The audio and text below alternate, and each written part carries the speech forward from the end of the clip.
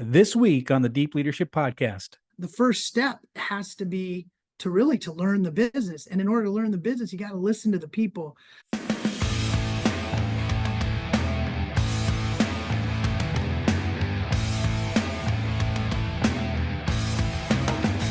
This episode is brought to you by the Salty Sailor Coffee Company, the official coffee of the Deep Leadership Podcast. Salty Sailor is a veteran-owned coffee brand on a mission to deliver premium, fresh roasted coffee while making a positive impact in the world. Their motto is drink coffee and do good, which reflects their commitment to making amazing coffee and actively supporting the military community. 10% of every order goes to the Navy Marine Corps Relief Society, an organization dedicated to helping sailors, Marines, and their families in times of need. All our listeners get 10% off every order of their amazing coffee by using the discount code DEEP at checkout. So check them out at saltysailorcoffee.com. It's great to meet you. It's great to have another military veteran leader on the show because I'm going to learn a lot from your experience, and I'm sure we have some common stories as well. But let's get started off with you got recruited into Rackspace as president. So tell us what you do at Rackspace and what that company does. Sure. Thanks for asking. So I'm the president of the private cloud business unit at Rackspace. We're the business unit's about $1.2 billion in revenue, about 3,000 employees, and we drive private cloud deployments for everybody from commercial customers, mom and pop shops, all the way up to global enterprises. And these are typically deployments that support either sovereign or highly regulated environments, or really applications that haven't been refactored for the public cloud, or there's just other reasons why it makes sense to run those workloads in a private cloud. Because as a company, we do both private, public, and AI, and we run those workloads where they're best suited. And so when we talk to clients, they may put a part of their workloads in the public cloud, like Amazon or Google or Microsoft. And then they say, but these workloads we want to keep private, but we want to connect the two, and we want services on top of that. And so we offer those services, whether it's a VMware-based cloud, an OpenStack-based cloud, and we co-invented OpenStack with NASA, which is an alternative to VMware. And now, with containers and Kubernetes, sort of the more modern application stack, we've moved into that as well. And so we have a global presence, 34 data centers all around the world, and I think it's a privilege to serve in this role. That's fantastic. I mean, you have a lot of responsibility, big company, right? So what I want to do is kind of go back a little bit. How has, your time in the military, you were in the Air Force, and really the amount of time you spent in athletics, both playing and coaching, how has that impacted your approach towards leadership? Yeah, it's a great question. I think if I start back a ways, I grew up in a family. My real last name is O'Connell. Lillie is an adopted name because my father died when I was very young, and my mom remarried, and I became a Lillie. I played sports my entire life, and I was a good student, but we didn't have a lot of money. So, the Air Force said, "Hey, we can help you pay for college." I got a scholarship, and I went off to college. And so to me, it's an honor and a privilege. People say, thank you for your service. And I say, thank you for the opportunity to serve the country and for what you've given me, because, they paid for my undergraduate. I said, okay, I owe them 4 years. I came in and I served the first 4 years in Space Technology Center in Albuquerque, New Mexico, and working on space technology experiments to serve the Air Force satellite program. Worked with NASA, got to meet the astronauts, climb on the shuttle, do stuff that any 23, 24-year-old young LT would love. And then as I moved into space operations, classified space operations, and they said, hey, I said, I was still a young captain, and I said, it's time to start working on my master's degree. Well, guess what? The Air Force helped me with that. Got a Master of Science in Telecom, and really became ended up becoming the commander of the communications squadron there at Onizuka Air Station, named after astronaut Ellison Onizuka, who died in the Challenger accident.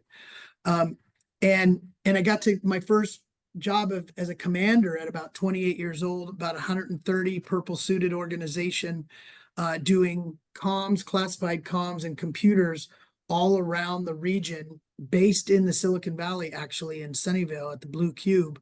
But I had people in England and people in the Indian Ocean. So as a young captain commander, it was still, in my opinion, the best job I ever had. And it was a really tough decision. In '96, I had a family member fall ill. I wanted to stay close to him, my brother, and so we got out of the service. I've been married 35 years. I always tell my wife, I make the big decisions, you make the small ones. It's fortunate that in 35 years, there's never been one big decision. So I asked her, and she said, you know what, let's go what do what you think is right. And I said, I can serve in the reserves and get out and start my technology career. So that's sort of that military preparation to get into technology, and the lessons are vast. The mission comes first. The people may be second, but you can't accomplish the mission without the people. And you've got to, really lead authentically. You've got to lead from the front, from behind, from the side, wherever you're needed. There's so many lessons that I took from the military into my tech career and board service. I'm on boards now. And when I think about the military and athletics and coaching athletics, and then just coaching in general, there's no I in team. I mean, it's an old adage, but it's so true. Like, teams can accomplish everything, but you've got to set a North Star. You've got to be very clear of the vision. You got to be very clear of expectations. You got to set goals. And then when you achieve them, you reward success and you celebrate as a team. There's so many. I've won championships on teams I've been on teams I've coached, and I've been dead last. And there's lessons from both. Yes. So I think what a rich, and I'm so grateful and thankful for that preparation for the roles I'm in now and have been in.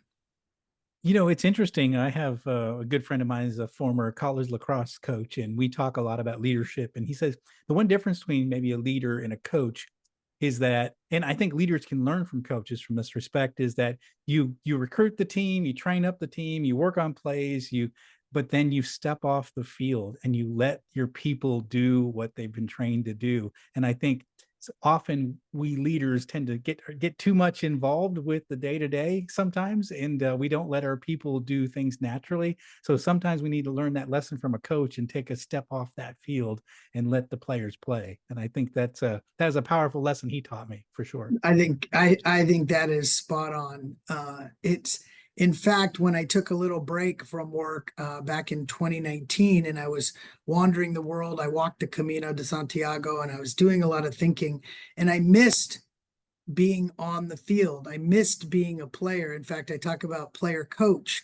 And, if you're on a board, it's kind of like you're in the grandstand saying, hey, coach, go left, go left. And the coach is the CEO, right? And that's even more removed. So you have to be sure. One thing I did learn, you have to be sure that when you say you're done, you're really done, and that you're hanging up your cleats, for good, and that you're moving into that coaching role or that management role where you're not on the field, but your job is to create the conditions where your team can succeed. And so it is the talent you recruit. It's the tools you give them. It's the elimination of roadblocks. It's all those things, but you're not coding, you're not configuring routers, you're not setting up storage arrays. Your team is, and it's really, really pronounced in tech, where you literally can't do what your team is doing. When you reach levels, you can't do it. And so the only way is to be an enabler. And it really forced me to look at, really, in fact, I had a coach once who said this, John. She said, she said, okay, what are the three core things? And I said, well, people need a North Star, like, Proverbs, without vision, the people perish. And, and then I said something else, I said, and then I can do anything. And she looked at me and she goes, really? Or do you mean I can lead anything? And it hit me at that moment. She's right. Like, I am not, of course I want to add value and do some things that management do. But at the end of the day, the mission is being carried out by the people. And so it's really about leadership. And it just, from that day on, it really hit me that I'm the enabler, I'm the helper, I'm the leader. I can set the vision, but at the end of the day, the team's doing the work. Yeah, absolutely. Yeah, I think you're absolutely right. Especially like you said, in a tech space where the jobs are that complicated, you have to be there to make sure your team has what they need for success, and remove roadblocks, set direction, and yeah, absolutely. And it's interesting to see that you learned those lessons in the military. You've learned it on the playing field, and now you're applying it in a large organization, which is phenomenal. One of the things I was reading through some of your materials, you say your mantra is listen, learn, and then lead. And I really like that idea. Could you talk us through why that's important to you? Yes, and I have to give attribution. My former boss, the CEO of Equinix back in the day, who's a West Pointer, by the way, played football at West Point as well, recruited me to come to Equinix as his CIO. And Steve Smith and I talked about this. And, because when you're coming into an organization as the leader, I've seen I've seen leaders come in and exemplify the opposite of this. They immediately take charge, they immediately start directing and edicting, and they apply what they did at their last job, or two jobs ago, to what clearly they need to do here, where the first step has to be to learn the business. And in order to learn the business, you got to listen to the people. So when I had this conversation with Steve back in 2008, um, uh, I came in, and the first 2.5 weeks, I met 75 people. I wrote them all down, and these were people in IT, people in the various functions, people in Europe, in Asia. I wanted to gain perspective, and oh my gosh, those 75 conversations created the foundation of success in my mind, because for a couple of reasons. One, I learned the business. Just having those conversations and learning what was working, what wasn't working, where we really could differentiate ourselves, where we have real risks. So I listened to 75 different people and I learned the business. And then I would also say that, which isn't in the listen, learn, lead, it's really an underpinning of the leadership, is I gained relationships, which is the beginning of followership. And I can still pick up the phone and call many of those people. When I get a job here, they reach out interested in, hey, are there any openings there? It's it's a powerful mantra process of of being an informed leader versus a leader that's coming in by force of will. And sometimes you have to abbreviate it because, of the burning platform that you're taking over. But in my mind, just like my mom said, you got two ears and one mouth for a reason. Start with listening, learn, really listen. So it's active listening, learn, and then you can start to offer leadership that's informed and frankly inspired. I love that. That's such a great best practice. Get a chance to talk to your teams, understand them, build relationships, understand where the key issues are, where the opportunities are, and then now you sort of have like the cheat code to get started as a leader. By actually Right. talking to the people, which is what consultants often do. They come in, they talk to the people, and then they have a solution. Well, you can actually do that as the leader as well, and so it's That's good to right. hear that you've employed that technique as well. I'm curious, we faced a lot of uncertainty, here, last 5 years, 6 years. We've had financial crisis, pandemics, we've had elections, we have politics. How how do you and how should leaders be leading through uncertainty? What have you found that works best for you and your teams? Well, that's the question of the last 5 years, isn't it? It is. You know, I put a couple of books here. They're pretty dog-eared, the Enchiridion Meditations. Um, I discovered Stoicism and Stoic philosophy. Admiral Stockdale, one of the most incredible uh, essays I've ever read was about the lessons of Epictetus, which Admiral Stockdale wrote back when he was a prisoner in Vietnam, and he tells this story that I'll leave it for you to read the essay, but that's when I just discovered I didn't know really who Epictetus was, or that he taught Marcus Aurelius, or who Seneca was, or Musonius Rufus, or basically these Stoic philosophers. And I would say that over the last 5 years, more than that, but over the last 5 years, I've employed more Stoicism than and Stoicism. I think it's a misnomer. Stoicism doesn't mean not having feeling, which people could say, oh, that person is so stoic. This is more a philosophy about, if I were to summarize it, it's really about control what you can control, and you really have to let the rest go. And I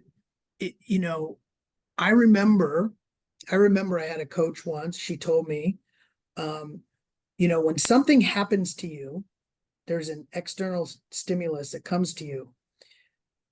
There's a glorious space between that stimulus and your reaction. And it's in that moment that you can kind of be your best self based on your reaction, and how you react, how you manage that situation, how you manage those emotions, especially on emotional or difficult topics, is to me a really big part of leadership. And so, there could be fire all around, the ship's going down, whatever metaphor you want to use, companies, going bankrupt, or there's a tragedy or whatever, you can feel and you should feel, but your reaction and what you can control should be limited to that, what you can control.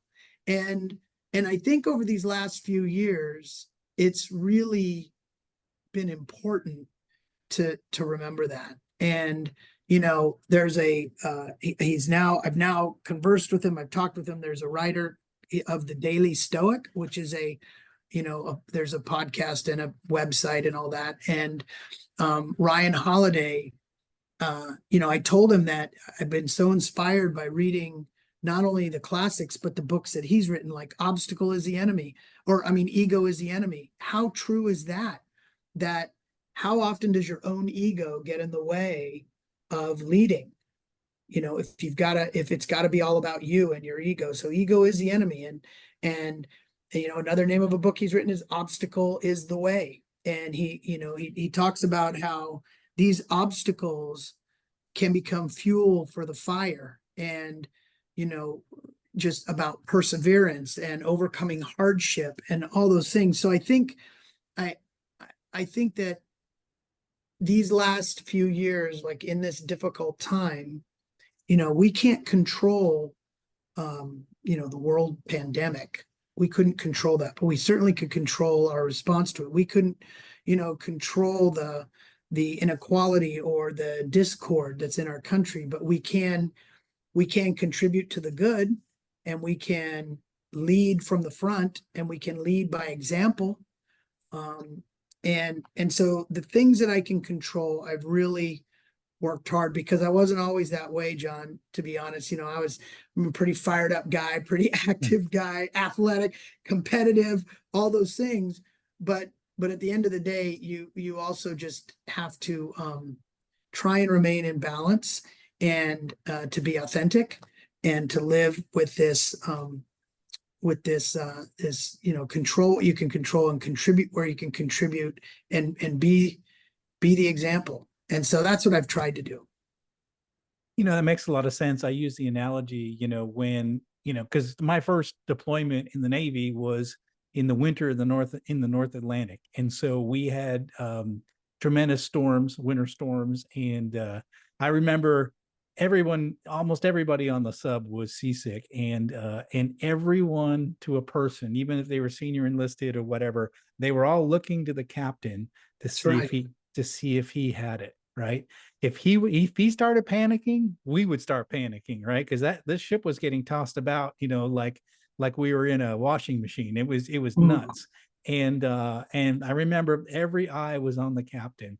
And is he panicking? He never panicked. He maintained, as you said, a stoic, approach, control what he could control, do what he could do to get us into a safer conditions. And again, it's a great example of that, because every eye is on the leader when That's when right. when those situations happen.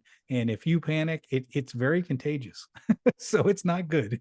It's not good. And it's in the crisis. That's where I think the military was so excellent in training us for these leadership roles, because I used to say, like, I would sometimes get questioned on why I put the mission first. I had a statement that said the mission first, people second, and they were like, wait a minute, you're a people person, I don't understand that. And I said, well, let me give you an example. You're commanding a set of personnel, and you've been told by the general you need to go into this valley and attack the enemy. And just let you know, we know the enemy's on both sides. They're going to come down, they're going to cut your team in two, and you're probably going to take a lot of casualties. And but what you need to know is when that happens, we're going to envelop them and we're going to win the war. We're going to win the battle. And the person says, no, sir, I can't do it. I can't, because I'm putting my people first. And so then the next person comes up and says, yes, sir, I'll take the command. And what they do is they lead from the front. They lead with, and the things that they can control are, you set the parameters to be as successful as you can, but you've got to accomplish the mission. And so when I think about the example you just gave, and this example that they taught us at Squadron Officer School, it's we fortunately, and I've had this conversation with my team, I've told them that story, and I said, fortunately, we're not talking about losing lives. But the equivalent is there are going to be times where I'm going to ask you to stay because we have a database down and a customer suffering, or we have an outage, or there's a data center fire, or whatever it is. And guess what? I'm going to ask you to support the mission, and it's your son's birthday, or there. But guess what? I'm going to be right there with you, And it's the mission has to be first, but how you approach that is, in these crazy times, is control the things you can control, set the team up for success, and be right there with them, leading from the front. And that's, your captain story is a great example of that. Yeah, I think when I was introducing you as a transformational leader, I think transformational leadership is about the mission and the people. And I think that's a lot of people have embraced servant leadership, and the only challenge with servant leadership, sometimes it puts people above the mission. And I Yes. think if we do not accomplish the mission, we can't take care of the people. And so I think the mission is critical. And so I like the fact that you sort of label it that way. But I think it's, obviously we want to do everything in our best interest for the people, but the mission is really essential. We cannot create the company environment we want to create if we can't get the results we need to be able to create that environment. It is, to me, one of the biggest things to wrestle with when, as a leader, you're asked to make, take cost out. Okay, well, that could impact jobs. Have people stay late, and then that affects, their balance. And these are some of the really, really tough ones. And I as a leader, that you have to make. And I love the comparison to servant leadership, because I know people who say, oh, I'm a servant leader, and I sort of challenge that as well. And I challenge it, and it really came through in that one semester that I was at Pepperdine. Dr. Kiernan was my professor. Incredible book that lays out every leadership style with the Mm. academics behind them, and it's a compendium in one book. It's brilliant, and he It's used that. Nordhaus, probably, And right?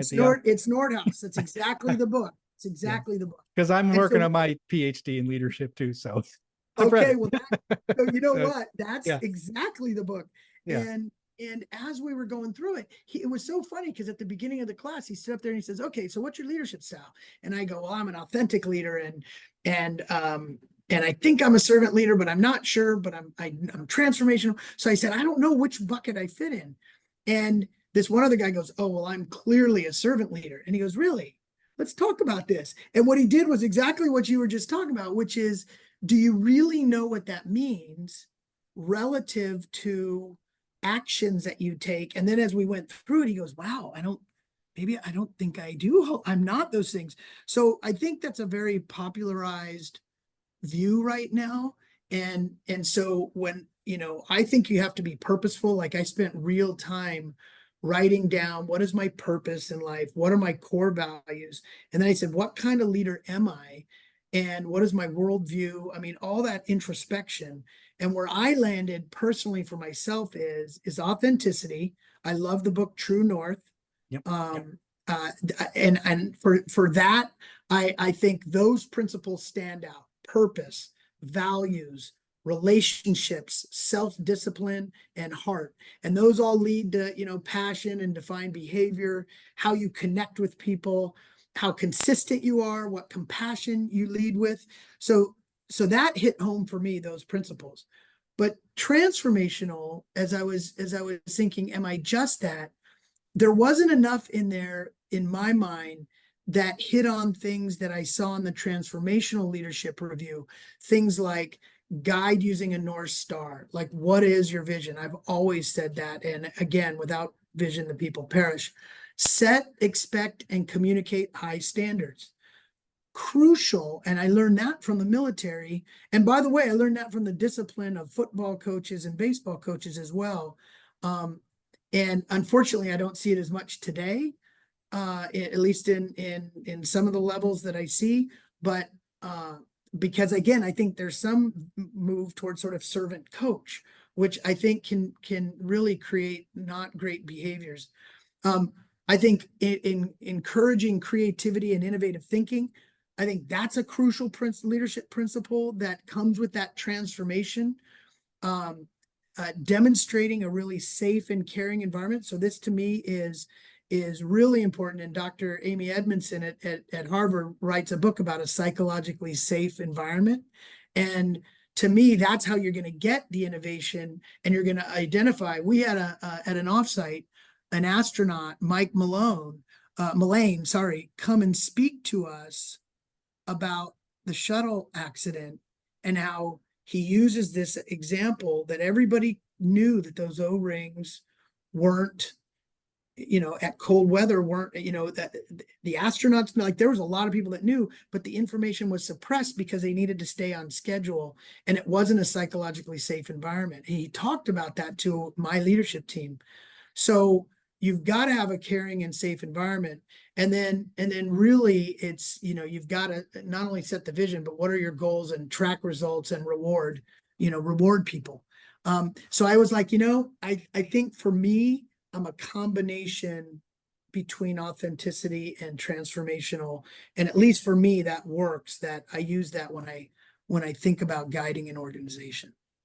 Yeah, it makes a lot of sense. And again, I think probably similar to you, when I read through that book, it sort of opened my mind to different, because a lot of the stuff that you see in servant leadership has made it to mainstream press. It's some mainstream Yes. leaders, but there's so many other research that's out there that I wasn't aware of, and so I was like, oh, okay, well, that's interesting. And I didn't really think of it that way. So it's interesting you had that same sort of reflection as I did through that process. So one of the things I want to ask you, right now we're, post-pandemic supposedly, and we're in new territory. We have this situation where there's no longer like a stigma attached to job hopping, right? And a lot of people have left the workforce. They're doing the gig economy, especially people in the technology space. Why should I work for a big company? I can do it on my own. So my question to you is, what is your strategy for retaining talent in this post-pandemic time where people are quiet quitting, people are going into business for themselves.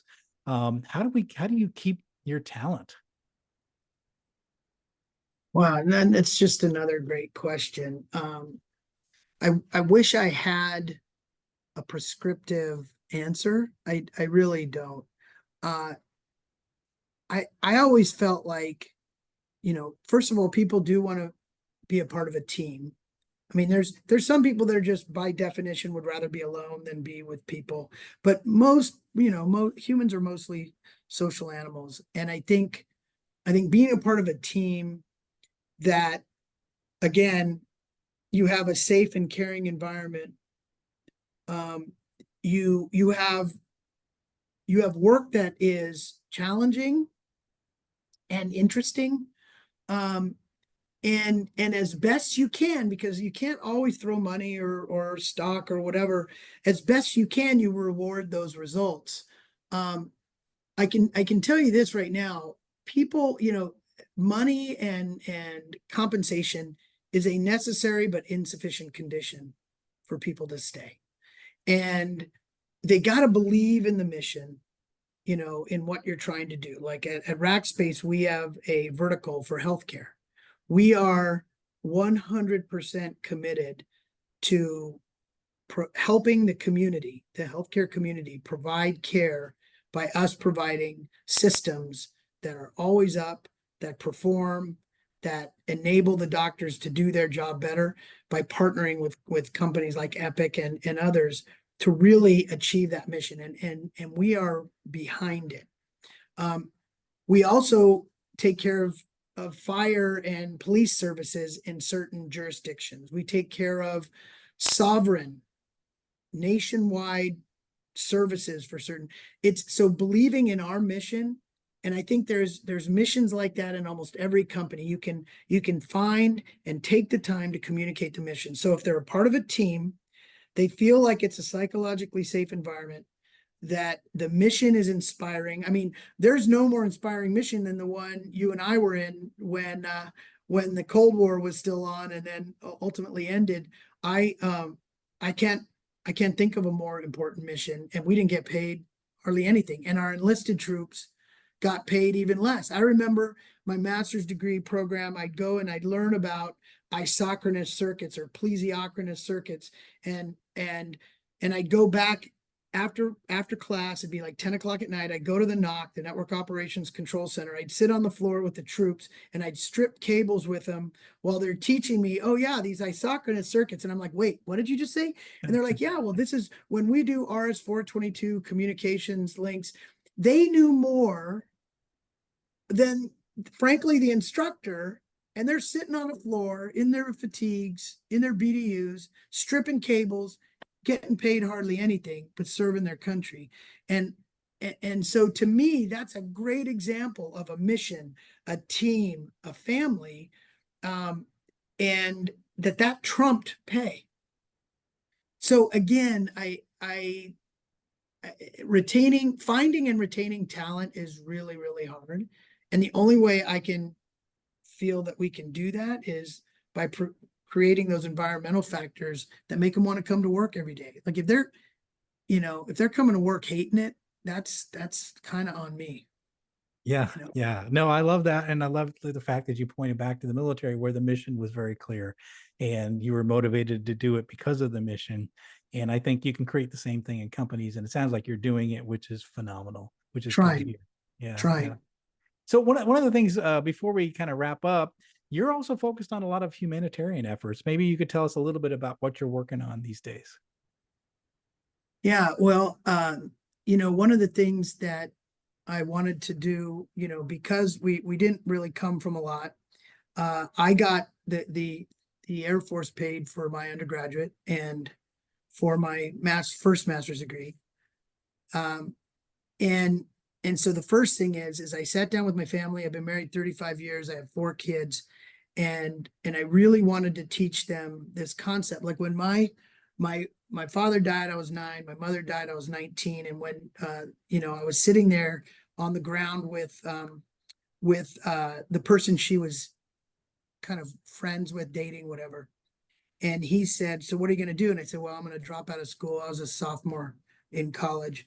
And, I got a little sister. I gotta earn some money. And he goes, "No," he says, "You're the ace in the hole. Like you keep on."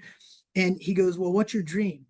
And I said, "What?" And he goes, "What's your dream?" And I said, "Well, I always dreamed of going to Stanford." And he goes, "Have you seen it?" And I said, "No, no, I haven't." And he pulls out of his pocket about $200. Now this was 1984 when my mom passed. And he goes, "Here, I want you to get on a bus, go down, and I want you to find a place near Stanford, and I want you to go walk the campus and talk to people, get a feel for it, and visualize it." And I was emotional. I'm getting emotional now. I said, "I can't pay this back. $200 in 1984 was a decent amount of money." And he honestly said, "Don't pay it back, pay it forward." And when he said that in 84, I never ever dreamed I would be at the place I was at now. And so when I sat down with my wife and kids, and we had a family meeting to talk about what's our mission statement, and what are the things that we believe in, like what does it mean to be a Lillie, what do we believe in, and what we wanted to do was help those less fortunate than us. And so we've created scholarships at multiple universities where I went, where my kids went, where my wife went. We created one at Tuskegee University at an HBCU. And it was all around one of the, you can't really define the requirements, but you can give some guidance. And every single one of them was around service before self. That we wanted people that were in service. And so, I think education is one area where we do a bit. And then when the Ukraine war broke out, I had built a development center in Poland, in Warsaw, and we had about 100 engineers, and I don't know if it was 15 or 20 were Ukrainian. And when that war broke out, I called up my friend who was, think about him as like the Chamber of Commerce for Poland, who had helped me move build this center. And I said, "Tomasz, how are you?" And he says, I need supplies." And so I just went around Silicon Valley and bought out as much medical supplies as I could. I jumped on a plane and I flew over there, and we brought it to the border. And he had gotten it greased through everybody to let me just enter, the country with it. And that started I love Poland. I've been there a lot because of work, and I have friends all over that amazing country. And that started an entire mission to help the refugees, in particular the Ukrainian children. And so we've delivered probably 20 to 25,000 children's books to give them a little bit of home, because their culture is trying to be erased, and language. And if they're away from home, if you could give them something to read in their native language with these beautiful books written by Ukrainian authors, Ukrainian folk tales. They're beautiful, beautiful books. I've been doing a lot with basically refugees of the Ukrainian war. So, which it's still really, really hard to talk about what I saw. I ended up going into Kyiv, and now I'm working with the president of the American University of Kyiv to see, are there ways that we can bring interns to either the UK or the US, Ukrainian college students that are looking for internships. And so basically the youth I'm trying to help. Oh, that's fantastic. So it's interesting, the story, you begin with a lot of challenges in your life. And you find the military teaches you skills. You end up getting, through college, you end up learning leadership lessons. And now you end up in a place where you can give back, and you're giving back in a big way. And I think that's what we need to be doing as leaders, is leading our teams well and giving back when we can. And I really, Brian, I really appreciate you coming on the show and sharing your journey, because I think we all have learned something from your story. How can our listeners find out more about you and your company, Rackspace? Well, so first of all, John, I have to say thank you, and thanks to everybody listening that has put on a uniform of any kind, the military, fire, police, um, civil servant. I mean, just anything where service is involved. If that's where you've given, I just want to say thank you to you and to your audience. Um, so I'm just on LinkedIn, just Brian Lillie, Coach Lillie, I think is the thing. I'm on Twitter. And I try and publish things about authenticity and transformational leadership. And then the company Rackspace can be found at rackspace.com. It's really easy. But if you need anything or want to chat about leadership, one day I think I'm going to go back to Pepperdine. They were bummed when I left, and I was bummed when I left. But the global leadership and change program there is excellent. And so I just want to say thank you, John.